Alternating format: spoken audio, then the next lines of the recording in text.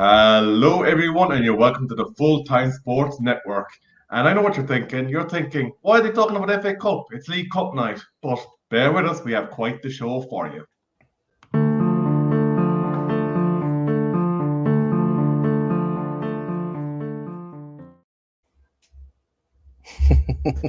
Quite a relaxing bit of an intro music there for you, lads. But you are very welcome here to the Full Time Sports Network.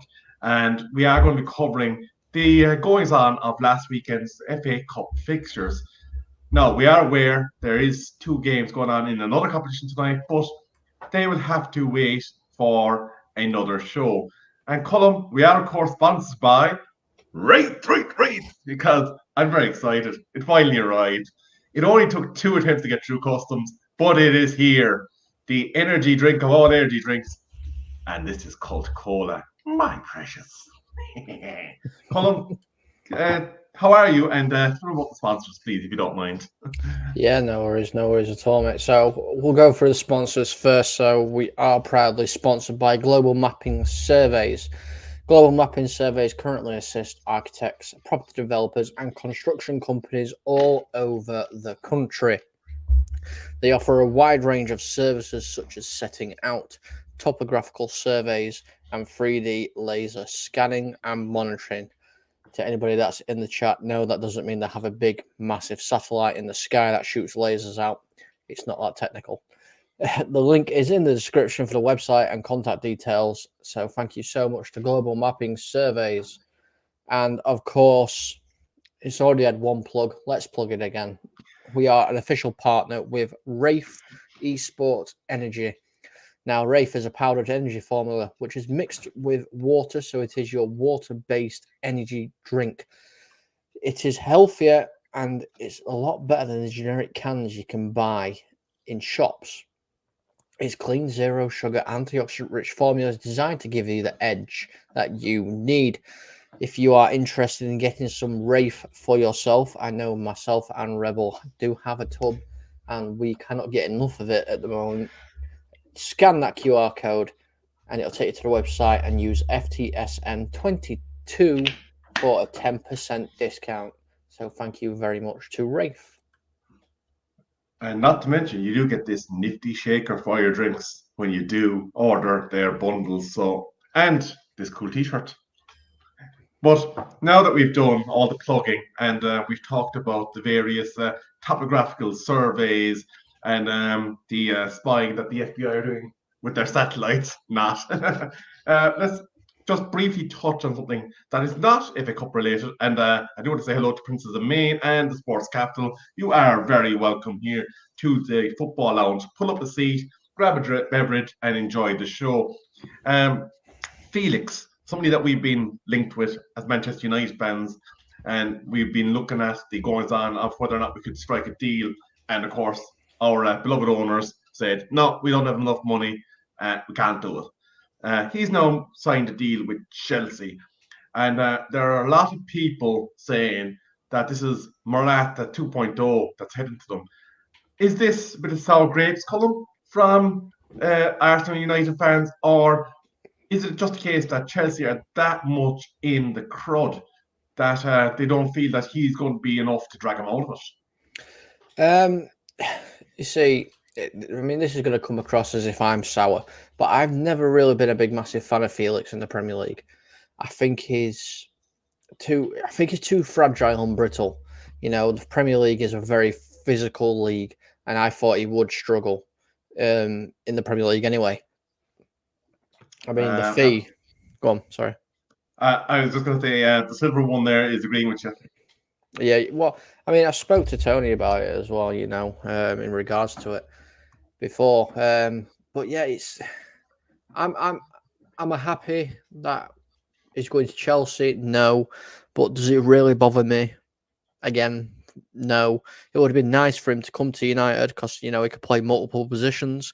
It bolsters a little, you know, few positions, should I say? You know, striker, centre mid, left wing, right wing. He could play across, you know, all those kind of places. That would have been good to have, but no, I'm really not that bothered that he's gone to Chelsea at all, and it kind of shows the lack of ambition on his half as well. You know, you have the league leaders and somebody that some people are saying are now entering a title race, and he's decided to go to a team that are doing absolutely nothing. Interesting. And I do want to just touch on FTSN Bobby, who is our match day commentator along with Cullum from time to time. And of course, he's staunch Arsenal fan. He says he thinks it could be a good deal for Chelsea. However, Arsenal and United were not impressed by his profile, attitude, and the fiscal package that was being presented in order to acquire his services. So, all in all, they're saying under review, it just didn't make business sense. And it looks like that Manchester United are actually going to be getting a forward, and one that's coming from an unlikely source, and that is Burnley. He's a big, giant Dutchman. So I suppose, what isn't there for Ten Hag to love about that? Well, I mean, it's going to be interesting to see how he actually, plays for Manchester United. Yeah, okay, he's played in the Premier League before, but let's not, lie. He wasn't prolific, was he? Really? But give it a couple of days, and I think we'll see that Chelsea have come in for an offer for Wout Weghorst as well, because they seem to be doing all their transfer deals off of the Sky Sports rumour page or BBC rumour page or teletext. Well, from what I've heard, apparently Todd Bowley saw a former CEO of Manchester United in Ed Woodward and aspired to top the absolute catastrophe that was his stewardship of our club, and said, "Hold my beer. Look what I'm going to do here at Chelsea. I'm going to absolutely drive him into the muck."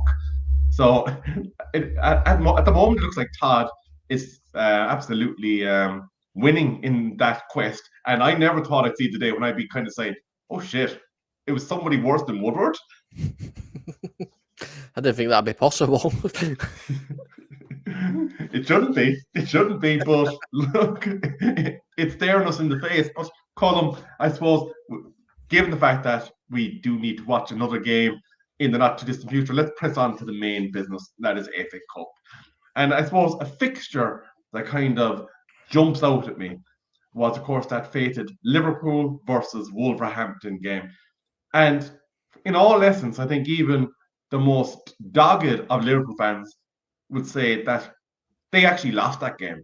There was absolutely zero reason for Wolves' third goal to have been ruled out. But in essence, they're now viewing the replay as a punishment because of the fixture chaos that is going to ensue. Yeah, 100%. I mean, I feel really sorry for Wolves fans and the whole Wolves camp. They definitely should have gone through. 100% should have gone through. Obviously, Liverpool has managed to get something out of it. They got another replay. But honestly, the way Liverpool are playing, I can see them just getting knocked out anyway in this replay. Just kind of briefly staying with Liverpool, is there any prospect, do you think, of them making a top four before the end of the season? Because the evidence being portrayed at the moment, even though they have now got Gapgo in, is that the midfield and ultimately their defence is a bit like Sir Alex Ferguson's final in Manchester United team, is notwithstanding the test of time, and it's all kind of degrading together. Well, this is the issue they need to sort out. Is Virgil van Dijk still out injured? Because I know he picked up an injury. How long is that going to be? If he is, they've got a very aging and degrading midfield. I mean, Jordan Henderson, he's no spring chicken anymore. Salah, he's not even a spring chicken anymore. And they've got Oxlade-Chamberlain. All these people like that. I mean, Bob is just saying there, Van Dijk's out for a month. I mean, Van Dijk has been their rock at the back. He's been that constant there for them. We saw what happened when they lost Van Dijk last time. They absolutely crumbled, and they've been crumbling so far this season with Van Dijk. So I think it's going to go from bad to worse. I just have some quick breaking news. The Manchester United lineup is out, and there are some massive surprises. Heaton starts in goal. Dalot's at right back. Maguire, Martinez are the centre halves, with Malacia on the other side. McFred are back in the centre midfield, and this is where it gets juicy. Garnacho, Manu, and Anthony are your three, with Alanga starting as a false nine. that is an incredible team. Do you That's an interesting one. do you fancy victory knowing that lineup? Look, this game is going to be hard. I've watched a lot of League One football. My local team has come up against Charlton a fair few times, so I've seen how Charlton play. They're a very, very good lower league team. I think this is a little bit insulting to Charlton personally. I think we're not seeing them as much of a threat, and we need to be on top of our A game. Otherwise, we will get punished. McTominay and Fred might be walking out onto the pitch later, thinking it's going to be an absolute breeze, but they will soon find out that Charlton's midfield is not one to be messed with. They will go at them, and if they aren't on their A game, then they're going to get absolutely rinsed. But on the flip side, I understand why Eric Ten Hag's done it. Rotation. You need to do rotation. We've got a lot of important games coming up. Obviously, we've got the Manchester Derby coming up, and then it's Palace, and then obviously we're playing Arsenal. So we've got a lot of big games coming up. So I understand why he's doing it. But this lineup does have the potential to backfire. No, he does have Rashford, Eriksen, Casemiro to spring from the bench should he need it. Also, Roberto Carlos is also on the bench. So there's quite an array of attacking talent that could kind of turn the tide should he need it. But definitely a surprising lineup. And not Bobby, I should say, the Silver One has just sent a text that apparently the Charlton manager is actually a Manchester United season ticket holder. So in the event that he gets sent off, he can actually just go directly to his own seat. That's a classic, that. But moving back along and back to the business at hand, is there any other of the FA Cup fixtures other than that? Obviously, that Wolves debacle, and I think the VAR situation probably needs a full and frank review, and possibly this is a conversation to have with Ross when he returns on the next episode of the Football Lounge regarding how we can consistently affect proper VAR decisions that are consistent across the spectrum of football games and not dependent on just exactly where they can stick a camera on a given ground. So I had a conversation with Bobby whilst he was doing a stream, and I can't remember whether it were on the live stream that we were doing, they'll watch along, or if it were with obviously one of our sister channels, Armory TV. And this was in regards to VAR. I turned around and said, listen, if VAR can't be used in all games, then don't use it. Simple as that. In the FA Cup, don't use it. Because it's not fair. Why should it be that, for instance, hold on, let's have a look. So Tottenham played Portsmouth at home. Obviously, Tottenham won 1-0. VAR would have been used in that game because it was at Spurs' stadium. However, Middlesbrough played Brighton. Middlesbrough Championship side. They don't have VAR down in those leagues. So why is it fair that one team gets the VAR and one team doesn't?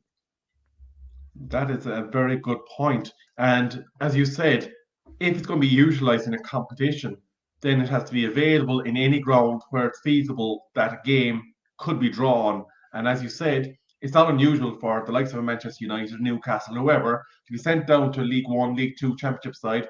And unless they were previously in the Premier League, they are not going to have that VAR infrastructure in place. So, as you said, it's an inconsistency across the spectrum of the competition, which unfairly alters, I suppose, the burden of proof that is in some fixtures against others. And definitely something worth exploring. But was there any more surprise results for you in round 3 of the FA Cup? Well, I'm just having a quick look again through the FA Cup. One that sticks out a bit like Southampton. I hate talking about him. It's a Yorkshire thing, which is the reason why I hate talking about him. But the fact Sheffield Wednesday beat Newcastle 2-1, it's a small upset, you could say. Sheffield Wednesday, I believe, are in League One. Maybe. I can't remember what league. They're either in Championship or League One. Obviously came out 2-1 winners on the night. Bobby did this. Bobby did the watch along, I believe. And I was talking to him for Bobby knows I don't like Sheffield Wednesday. Being being a Doncaster Rovers fan, it's a Yorkshire rival. I just don't like them at all. There you go. Bobby's saying the second in League One.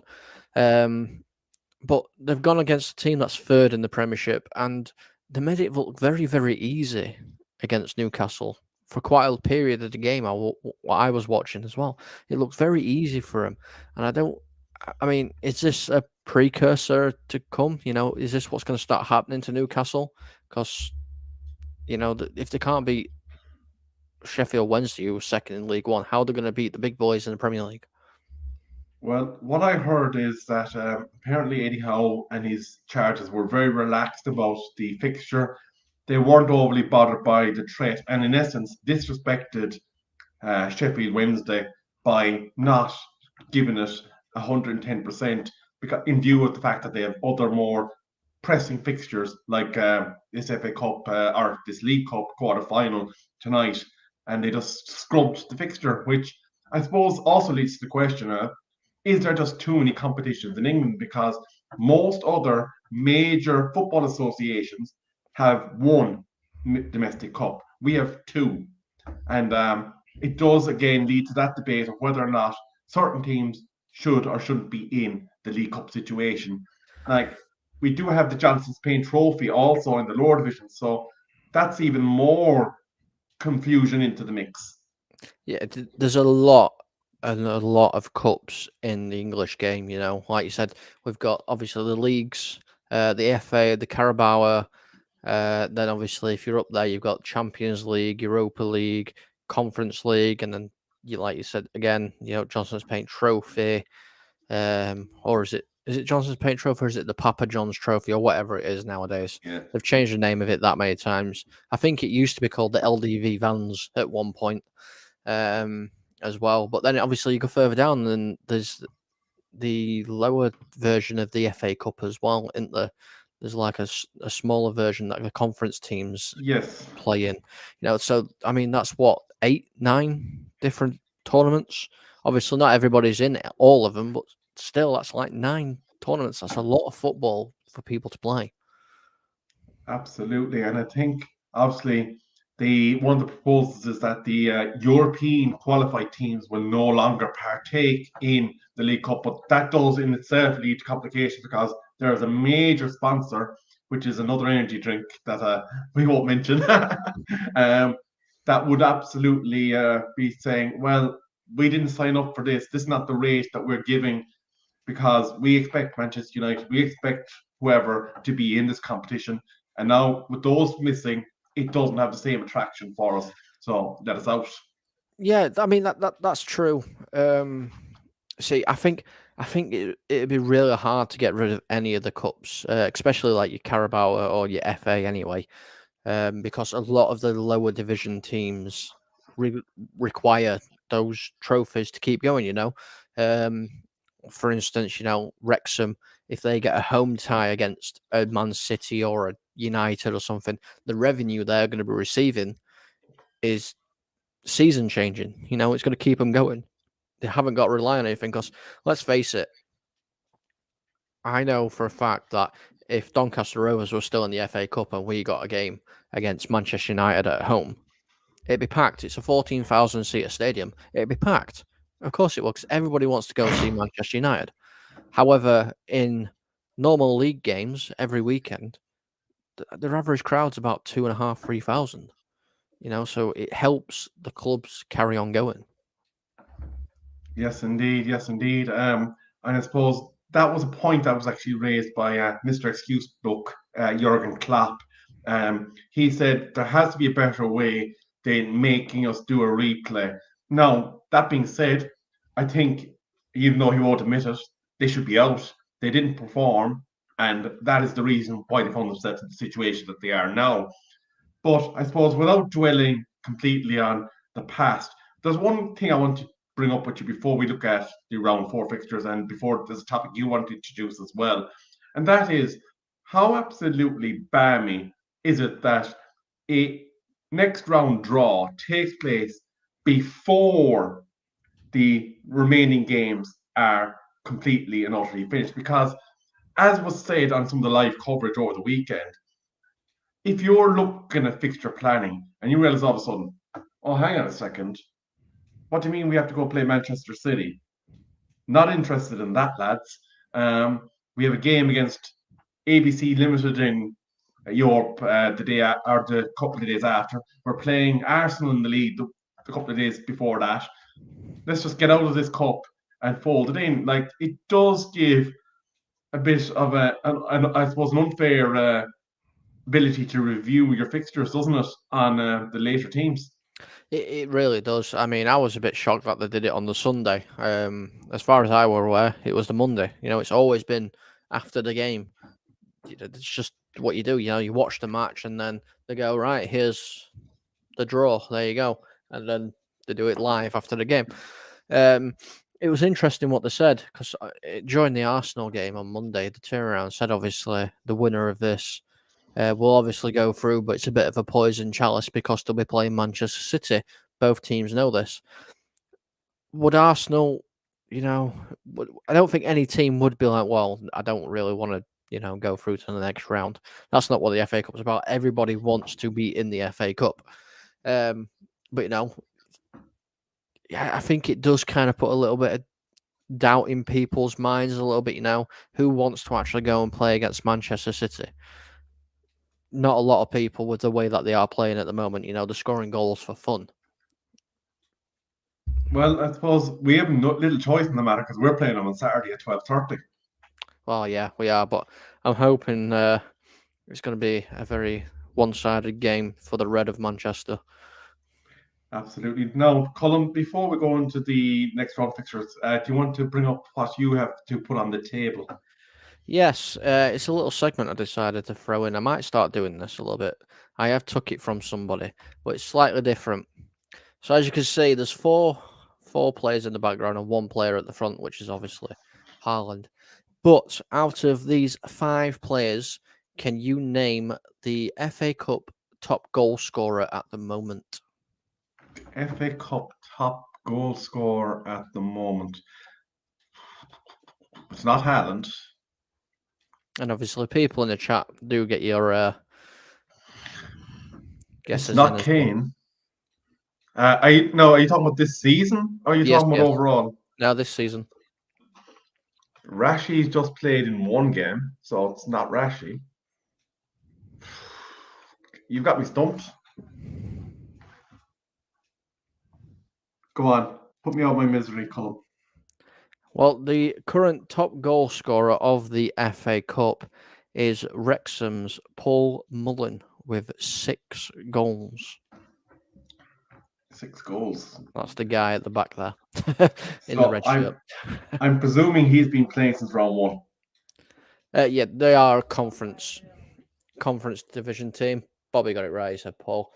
But yeah, 6 goals, and they've not all been against rubbish teams. In all fairness, I'm just trying to find their last game they played. Where is it? There you go. Coventry City. That's who they just beat. Coventry City, and Mullins scored again then.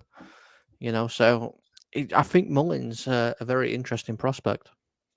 Indeed. And actually, speaking of the magic of the cup, and to add something onto that, Ryan Deadpool Reynolds FC also had a rather big result in cup at the weekend. Did he? Wrexham? Oh, yeah, Wrexham. I keep forgetting he's in charge of Wrexham. It seems so weird that he's in charge of Wrexham. Oh, so weird. Him and Jake as well. Yeah.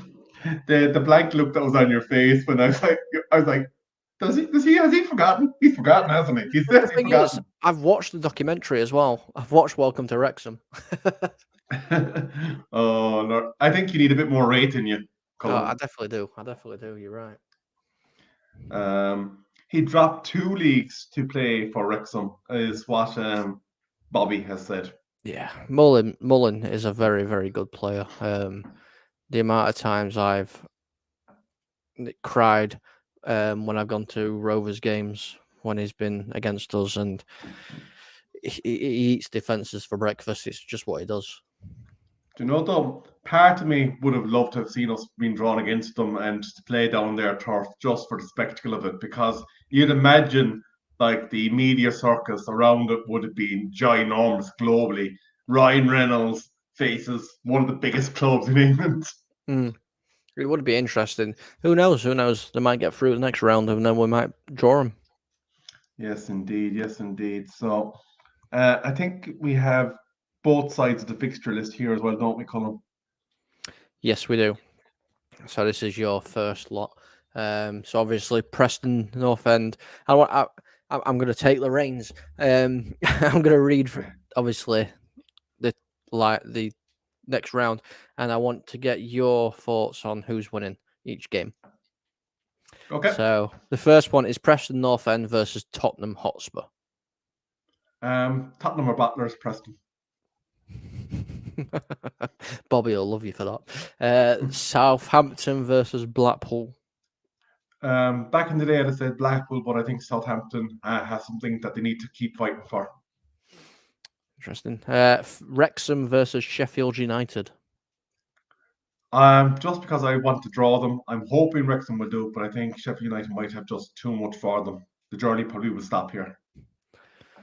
Bobby's doing it in the chat, so he's gone Tottenham, Blackpool so far. Ipswich and Burnley. That's a tight one. I think the town might just shade it. Interesting. I'm not going to ask you about this next one because I know who you're going to pick. Yeah. So obviously picking Manchester United there. This is an interesting one. Firstly, who's winning, Luton or Wigan? Wigan, barely. And then Wigan versus Grimsby. Cup upset for Grimsby. Interesting. Derby County, West Ham. Hammers all day. I know what Bobby's on about there. Stoke versus Villa or Stevenage. So Villa or Stevenage first.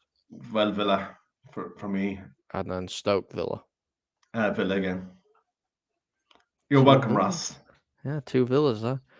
Bobby has gone for so far Tottenham, Blackpool, Sheffield United, Burnley.